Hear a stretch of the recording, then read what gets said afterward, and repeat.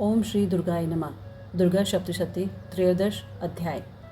जो उदय काल के सूर्य मंडल की सी कांति धारण करने वाली है, जिनकी 4 भुजाएं और 3 नेत्र हैं, तथा जो अपने हाथों में पाश, अंकुश, वर एवं अभय की मुद्रा धारण की रहती है, उन शिवा देवी का मैं ध्यान करता हूँ। ऋषि कहते हैं, राजन, इस प्रकार मैंने तुमसे देवी के उत्तम महात्म्य का वर्णन किया। जो इस जगत को धारण करती है, उन देवी का ऐसा ही प्रभाव है।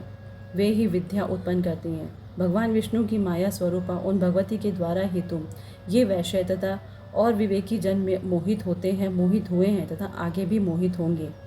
महाराज, तुम उन्हीं परमेश्वरी की शरण में जाओ। आराधना करने पर वे ही मनुष्य को भोग, स्वर्ग तथा मोक्ष प्रदान करती हैं।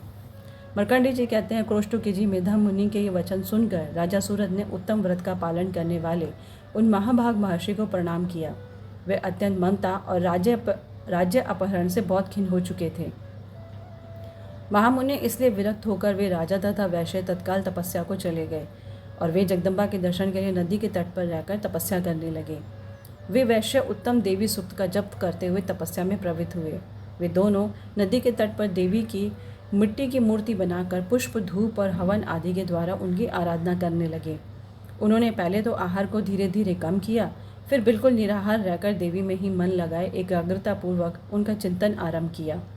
वे दोनों अपने शरीर के रक्त से प्रोक्षित बलि देते हुए लगातार 3 वर्ष तक संयम पूर्वक आराधना करते रहे। इस पर प्रसन्न होकर जगत को धारण करने वाली चंडिका देवी ने प्रत्यक्ष दर्शन देकर कहा। देवी बोली, राजन तथा आपने अपने कुल को आनंदित करने वाले वैश्य, तुम लोग जिस वस्तु की अभिलाषा रखते हो वह मुझसे मांगो। मैं संतुष्ट हूँ, अतः तुम्हें वह सब कुछ दूंगी।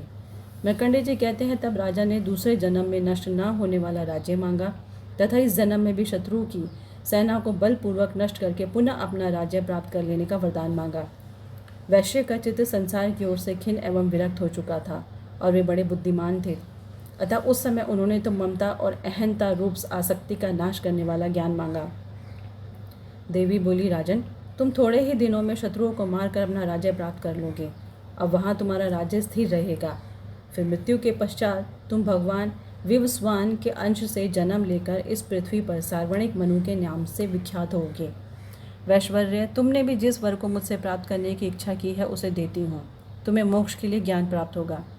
मार्कंडेय जी कहते हैं, इस प्रकार उन दोनों को मनोवांछित वरदान देकर तथा उनके द्वारा भक्तिपूर्वक अपनी स्तुति सुनकर देवी अंबिका तत्काल अंतर्ध्यान हो गई। इस तरह देवी से वरदान पाकर क्षत्रियों में श्रेष्ठ सूरज सूर्य से जन्म ले सार्वणी नामक मनु होंगे।